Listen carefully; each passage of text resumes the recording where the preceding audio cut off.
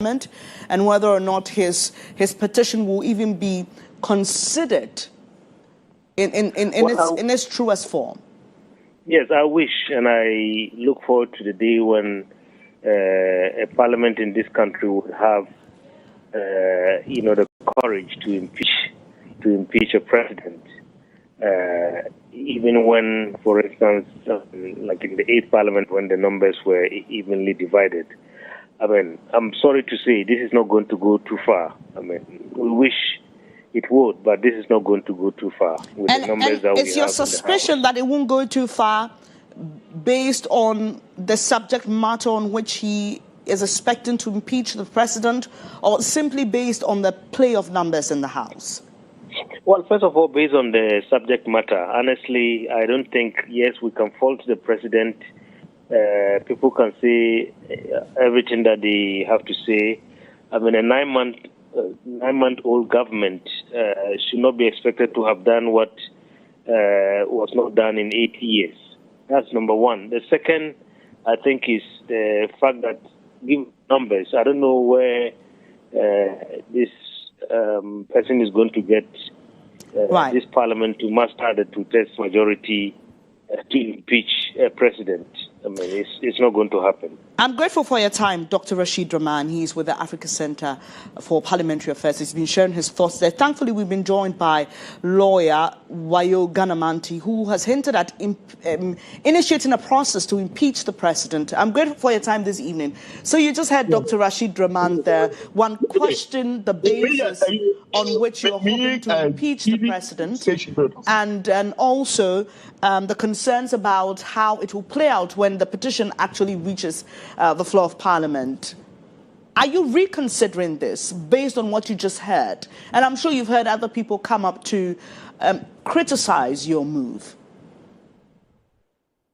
Thank you very much, and good evening to our citizenry. It is not about people criticizing. It's about the constitution of our country. Article 41 is clear on the duties of a citizen. It's everybody's duty to uphold the constitution.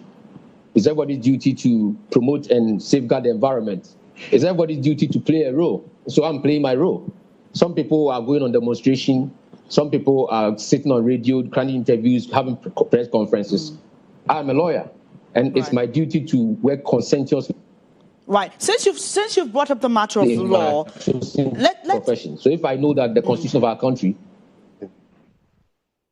Yes. Since you brought up the matter of the law, let's just see what Article 69 says in terms of removal of a president. It says a president shall be removed from office if he's found in accordance with the provisions of this Article 1 to have acted in willful violation of the oath of allegiance and the presidential oath set out in the second schedule 2, or in willful violation of any other provision of this Constitution, or to have conducted himself in a manner which brings or is likely to bring the high office of president into disrepute, ridicule, or contempt, or prejudicial or inimical to the economy or the security of the state, or to be incapable of performing the functions of his office by reason of infirmity of body or mind. So on which of these grounds are you impeaching, or are you hoping to impeach President Mahama?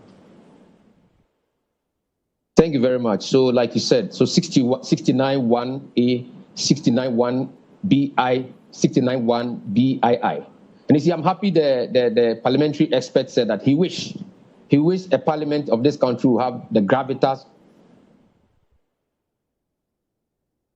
Well, too bad. It appears we have lost GHOne there. He was just about telling us which of these provisions in the Constitution he's basing his impeachment of President John Mahama on, even as the House prepares to reconvene tomorrow. We hopefully will get him in subsequent bulletins and bring you that conversation. But away from that, Western Regional Minister Joseph Nelson is ordering heightened vigilance from security forces at the Lubu border ahead of the October 25 presidential elections in Ivory Coast.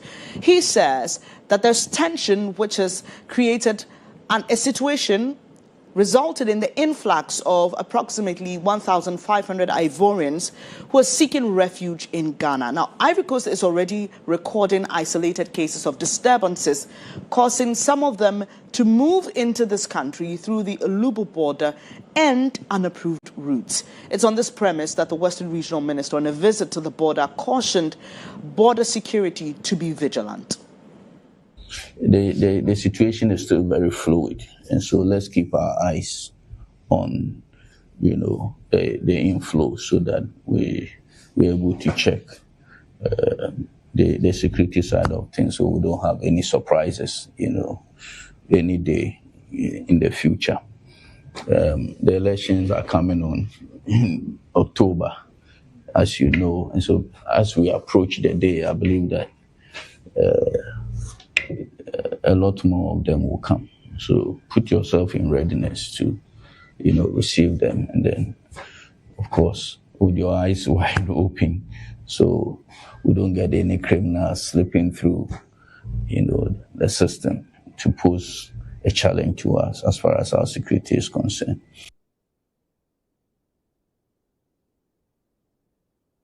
Let's now engage the security analyst Samuel Appiah on this rather important matter. I'm grateful for your time this evening. So, listening to the minister, two issues stand out. One has to do with the porous nature of our borders, and two, the seeming inability of our officials to properly profile these people entering the country, because in one breath we are saying that they claim to be coming for visits, but they end up in refugee camps, i.e. they don't declare the true intent for which they're coming into the country, and we are unable to determine or make a judgment of whether they are being honest or not. What kind of picture does this paint for you, and what should we be doing immediately so that criminal elements don't take advantage? Yeah, thank you, Bernice, and good evening to your viewers. I think I listened to the regional minister suggesting and advising his lieutenants, that is the security committee, to be vigilant and also be alert. Well, I think what they need to do as a matter of, precautionary measures is to identify all the communities potentially receiving these people from Ivory Coast, and probably notify the authorities within these communities the need to report these people and getting proper information about them, so that even though we may not be able to do all of them getting profiled, but then I think the sense of awareness is very important and very critical, and people will be able to communicate and report to the authorities, for the authorities to prepare themselves, to be on alert and the lookout, and also ensure that people will not infiltrate with criminal elements and weapons and other things that possibly could, jeopardize the peace and security of the country.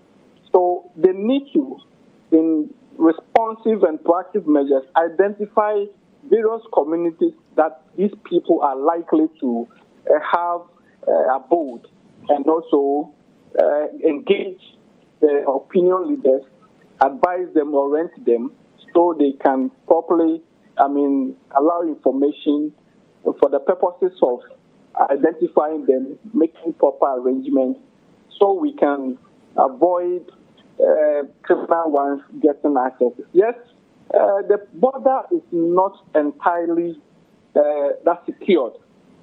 We have a lot of unapproved routes, and that enables some of them to slip through undetected. And in some instances, the criminal ones who doesn't want to be exposed or not want to be noticed would want to choose the unconventional approach to get to the jurisdiction.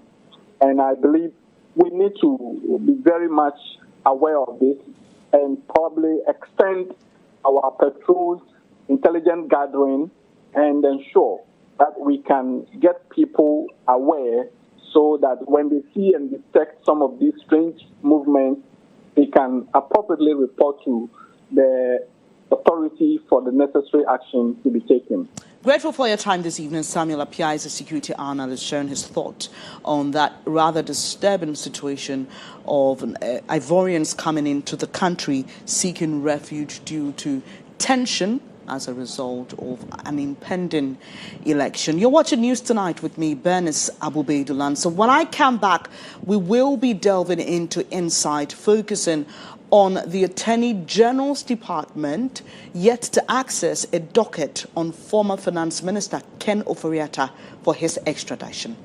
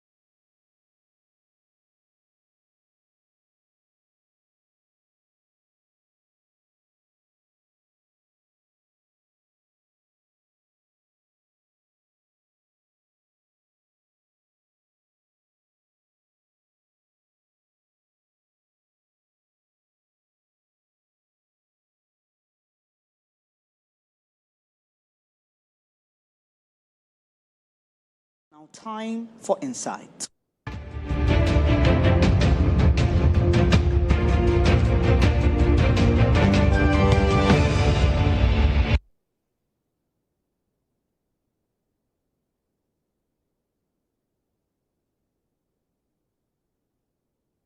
On tonight's big story, the Attorney General's Department says it's yet to receive a docket on former Finance Minister Ken Ofori-Atta from the Office of the Special Prosecutor to trigger an extradition process. The OSP in February this year declared Mr. Ofori-Atta a fugitive from justice for alleged involvement in corruption-related activities. You may also recall that he has been put on an Interpol red alert. Now, months down the line, there appears to be a lot of back and forth between the OSP and lawyers for Mr. Ofori-Atta, but the status of that case has not changed. The OSP, in an update to the public, mentioned that it's still pursuing this particular case and a number of active cases. Deputy Attorney General Justice Ramsay, in an interview with me, stated that for 2 months, his office has been trying to get the docket from the OSP to initiate that extradition process, but it hasn't been successful. Mr. Ken Ofori-Atta is a subject of a number of criminal investigations, right? I think the one that is popular is the one that the OSP is conducting. And also, that is the one that we are made to believe is in an advanced stage where extradition will be required. And indeed, the OSP has already put the person on red alerts, Interpol red alerts. What it means is that it's a notice to the whole world that this person is a wanted man. But the Interpol alert is not an extradition, procedure. So if we really want the person to come, we need to make an extradition request to where we believe he is, which is the US. Now, this is what, and listen to me carefully on this. We are the only authority, that's the Attorney General Office, we are the only authority that can make extradition. But we need a docket from, an investigative docket from the OSP to be able to make these extradition requests. As of today, we still do not have a docket from the OSP. We have made several requests to the OSP, written letters, written demands to the OSP, asking that now that you've announced to the world that you are ready to have this person extradited, and there have been communication to that effect that even we've seen communication to the effect that the docket is ready and it's only the Attorney General that can make the. So we have been asking for the docket for a couple of, I think about 2 months now. We still do not have the docket from the OSP. And so without the docket, you cannot go to the American authorities and say, this is the person we want him. No, you need to show, because when they are asking for people to be extradited to the United States, they bring the full docket of, as if they are going to court. And then we take that docket to court for the court to see whether there's really merit for, bringing the person down. We have to do the same thing. We also have to take a full docket of all the evidence and what we believe the law, and then we take it to the United States authorities, and they will process the extradition and bring it.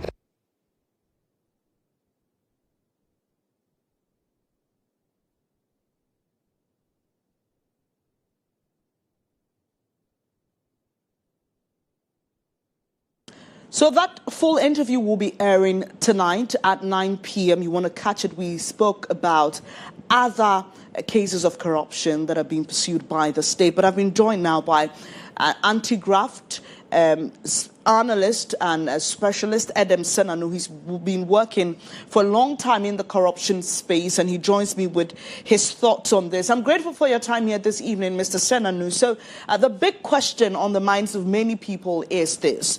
If the OSP put Mr. Ken Ofori-Atta on an Interpol red alert, declared him a fugitive from justice, and had indicated earlier that it was somewhat ready to present a docket for the extradition process to be triggered by the Attorney General, why does it appear that there is some feet dragging for 2 months?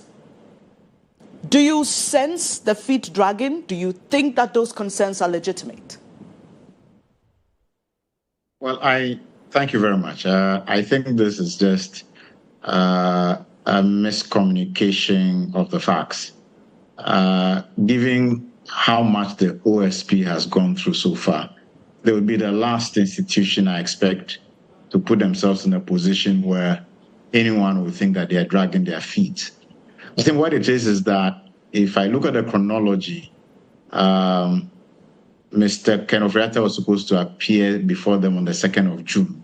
Right. When he failed to, they wrote to the Chief of Staff to ask that he triggers a requisition, and because it's a political decision, for the extraditing of Mr. Ken Ofori-Atta, on which the Chief of Staff immediately said, look, this is the AG's ambit. So they referred it to the AG. AG wrote on the 3rd of June.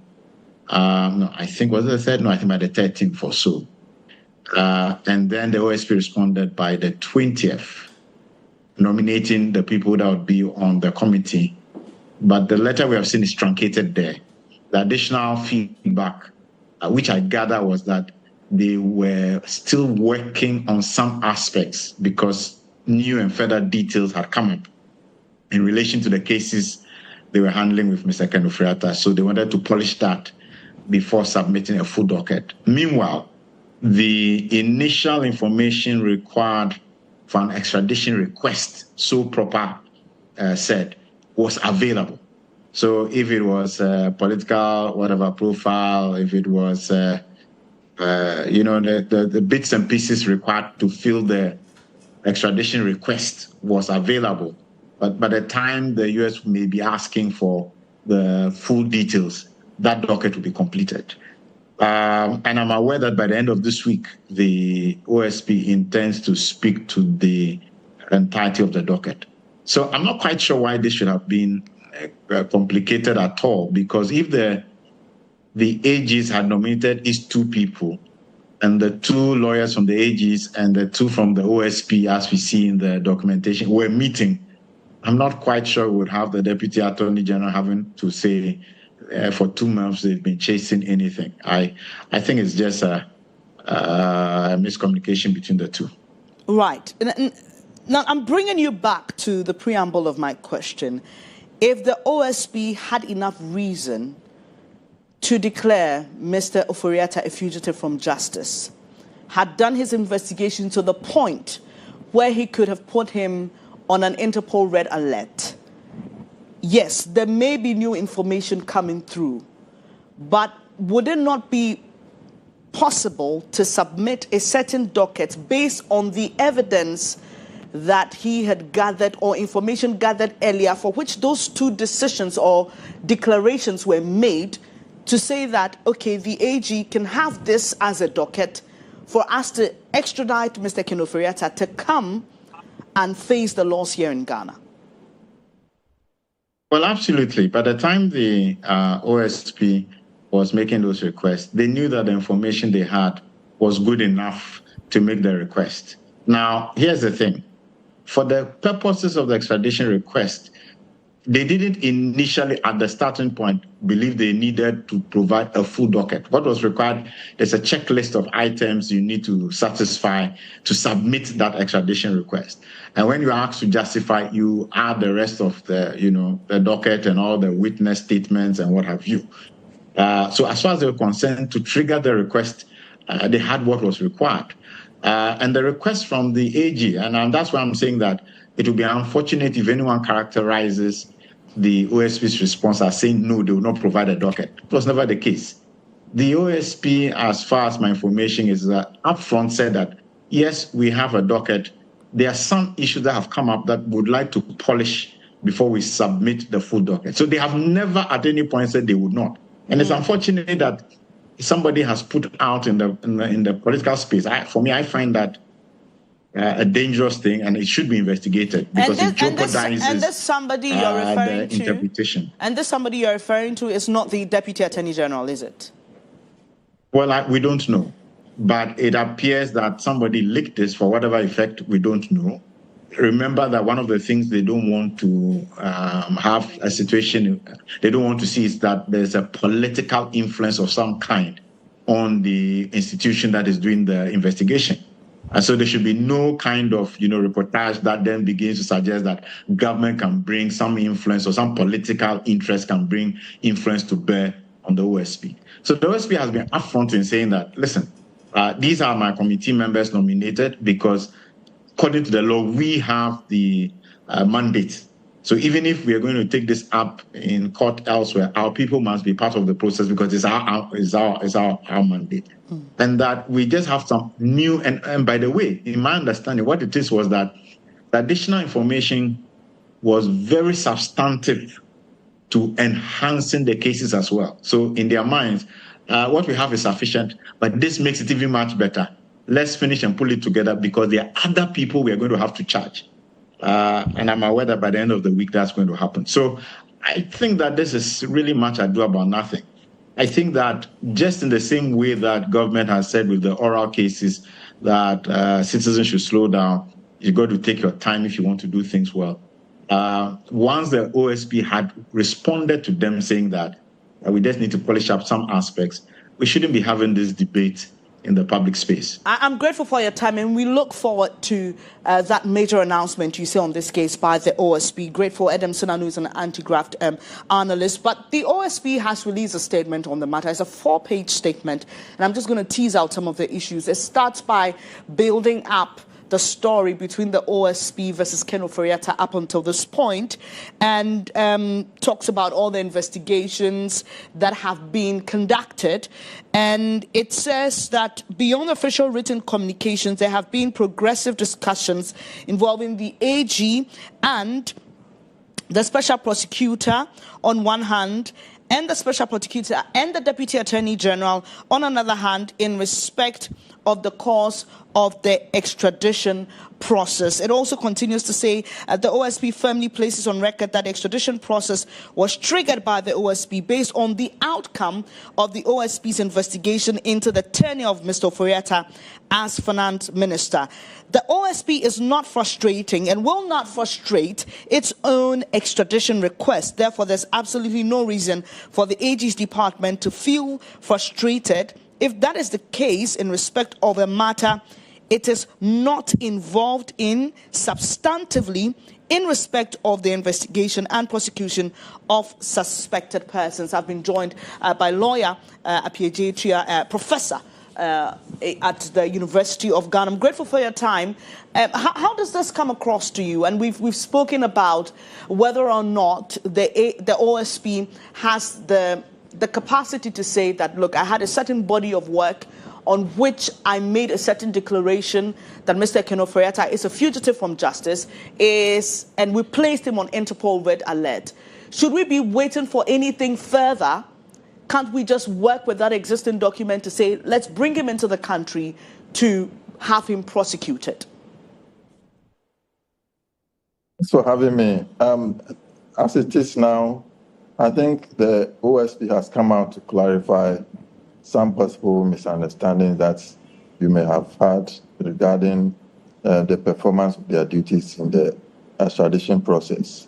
Now, the whole process is a little bit complicated. It's not as easy as one may think.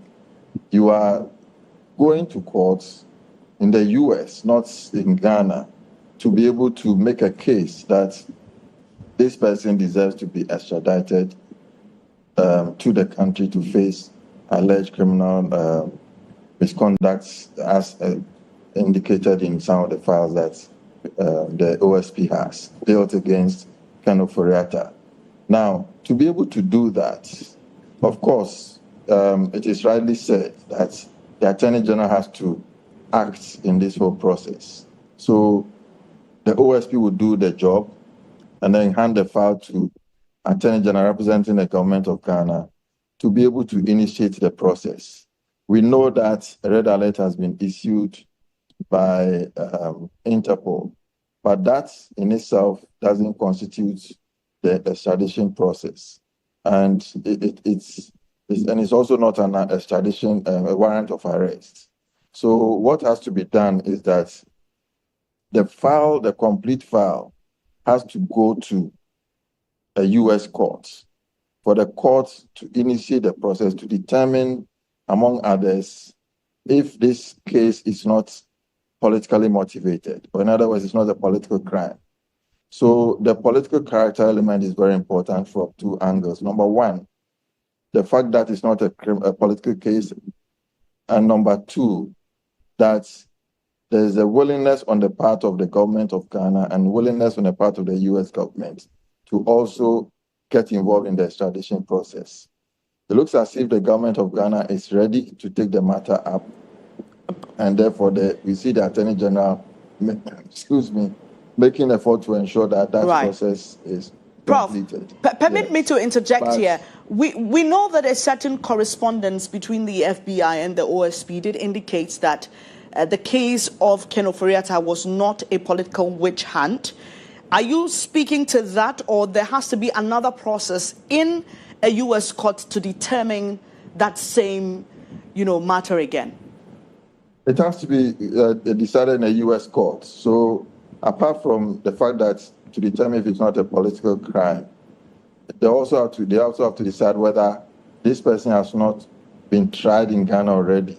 And this is to avoid a double jeopardy process where you cannot be punished twice for the same offense.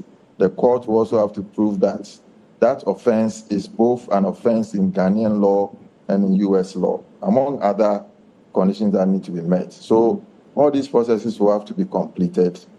The Ken Ofori-Atta in this case would apply for what we call habeas corpus, to be able to have his body presented in court to deal as part of the process, the legal process that will have to proceed in the court. When all that is, then it is up to the U.S. government on the side of political character, other side of the political is to determine if they really want Mr. Ofori-Atta to be brought into the country.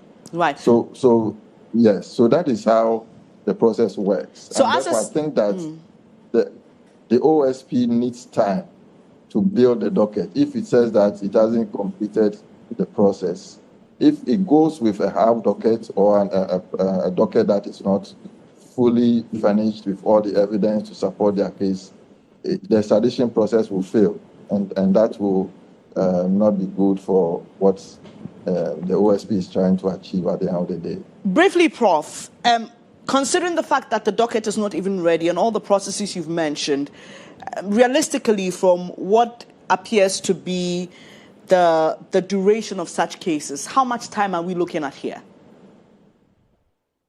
It's difficult to tell.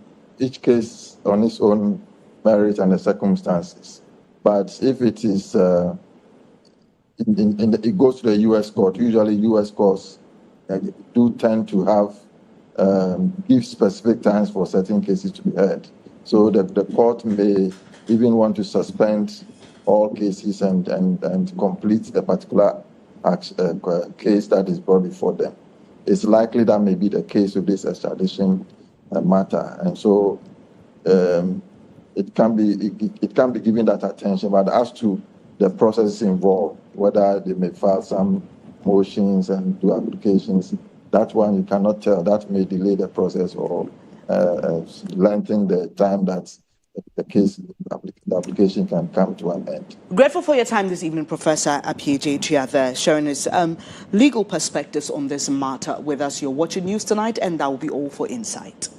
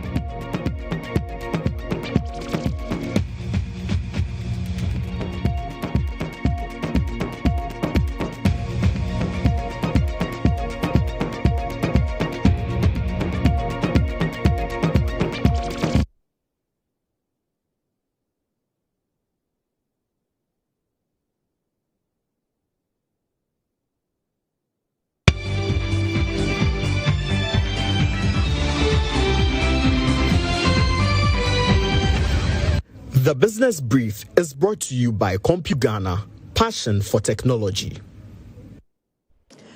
And on Business Tonight, the Managing Director of the Ghana Water Limited, Adam Matawakilu, has dismissed calls for the declaration of a state of emergency to address illegal mining, popularly known as galamsey. He says such a move will not provide the lasting solution to this menace. Speaking at a press conference in Accra, Mr. Mutawakilu argued that while a state of emergency may yield temporary results, it will not guarantee long-term success in the fight. He emphasized the need for more sustainable and pragmatic interventions to curb the environmental destruction and water pollution caused by illegal mining. State of emergency will stop illegal mining. If you declare state of emergency in one area, they will migrate to another area. So at the end of the day, the whole Ghana will be in the state of emergency. It's what measures can we put in place for it to be sustained? Is state of emergency going to be there forever? That is the question we must ask. You declare state of emergency, so for how many years? When the people continue, the day you leave the state of emergency, when they go back, we can't have state of emergency forever. So there must be pragmatic measures, as the President Mama had put it, to make sure that we put in measures to sustain it, and that will be sustained forever. I think in my position, Ghana Water is not state of emergency. And two, it's not only illegal money that sold our treatment plants. You realize that Metal Volta region, private treatment plant is sorted. Our treatment plant is sorted because of sound winning and construction. That'll be all for business news. Up next is sports.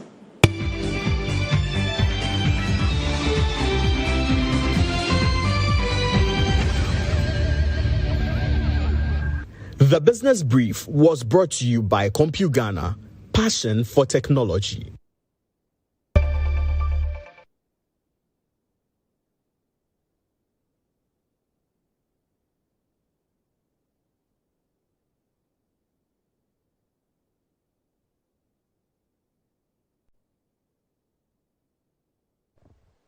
Many thanks for joining me here on Sports Brief. I am Monica Bukari. Now, the Black Queens of Ghana are gearing up to face the Lionesses of England in a high-stake international friendly scheduled for 2nd December 2025. Now, ahead of the game, stakeholders in the women's football in the country have together called on corporate Ghana and the nation to support the Queens and women's football. The press briefing brought together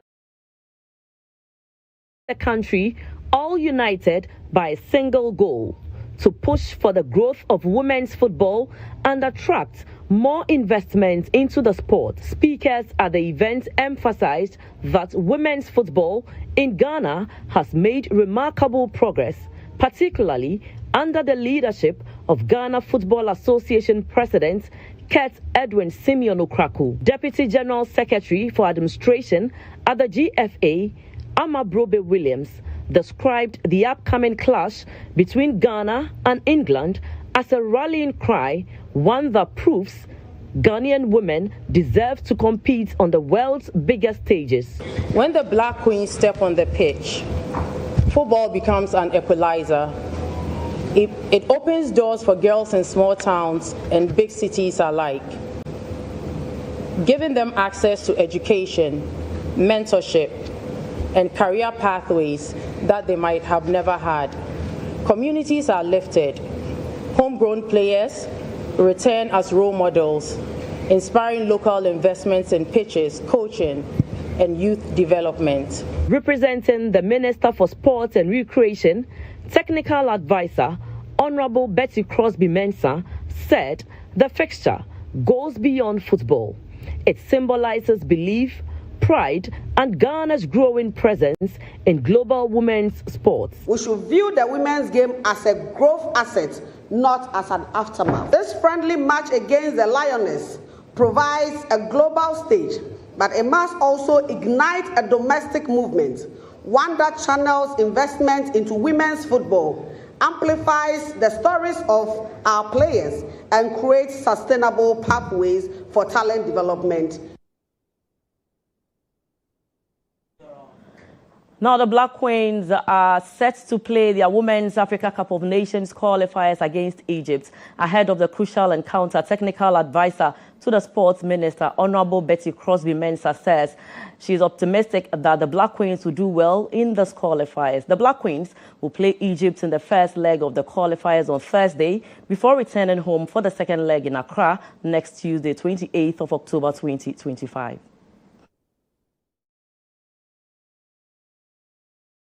According to Honorable Crosby-Mensah, the Minister for Sports and Recreation, Honorable Kofi Idi Adams, is committed to motivating the team as they chase qualification for next year's continental tournament. She emphasized that government remains dedicated to improving conditions for the women's national teams, ensuring they are adequately prepared and resourced to deliver results. Honorable Crosby-Mensah further noted that they are optimistic that the Black Queens will do well in these qualifiers. Ministry working seriously in collaboration with the GFA. We have seen the girls at work, and with the recent past, performance in Morocco, we are absolutely confident with the kind of united fronts they have, the resilient spirits, and of course, many of our players are not dormant.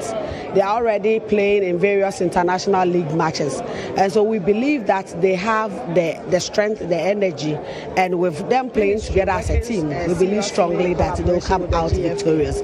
So we have given them all the needed support that a team deserves, and we believe that they are going to win home and away. We are absolutely confident with the kind of united front will face off with Egypt the resilient in the first leg of the qualifiers on Thursday.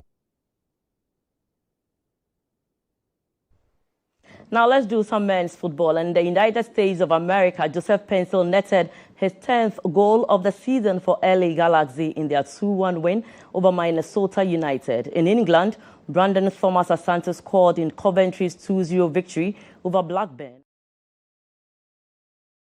Assist in Bournemouth's 3-3 thriller against Crystal Palace. Mohamed Kudus played a full 90 minutes for Tottenham in their 2-1 defeat to Aston Villa.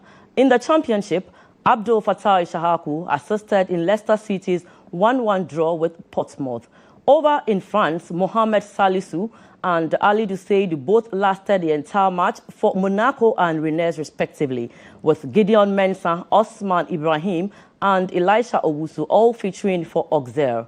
In Switzerland, Jonas Ajete completed 90 minutes in Basel's 3-0 win over Wintata, but spotlight belonged to Lawrence Atizigi, who made 4 saves, including a penalty stop to secure St. Gallen's 2-1 win and keep them a point behind leaders Fun.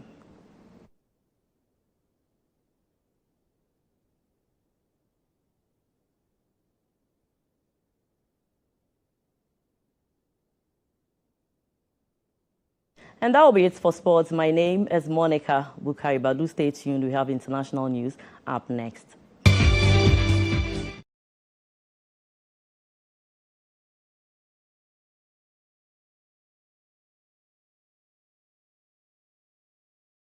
Now, on the international front, Nigerian police have fired tear gas to disperse protesters who gathered in the capital, Abuja, over the continued detention of Nigerian British separatist leader Nnamdi Kanu since 2021. Eyewitnesses say police officers fired multiple rounds of tear gas at people who had begun to gather as early as 7 a.m. The police also blocked major roads in the capital, causing heavy traffic and confusion across several parts of the city. And the police is yet to comment on the reported arrests.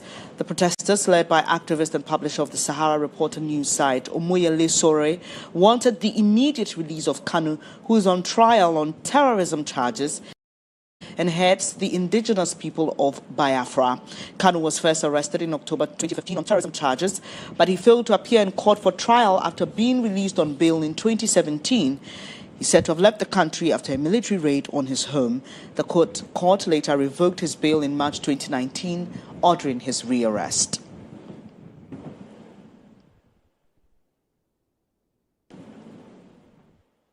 And that'll be all for this edition of News Tonight with me, Bernice, Abu-Baidoo, Lansah. I'm grateful for your time. There's more news when you log on to starfm.com.gh. I've been produced tonight by Eko Boache. From the entire team, we wish you a very good evening. And don't forget, State of Affairs tonight at 9 p.m. is that extensive conversation with Deputy Attorney General Justice Ramsai. Good night.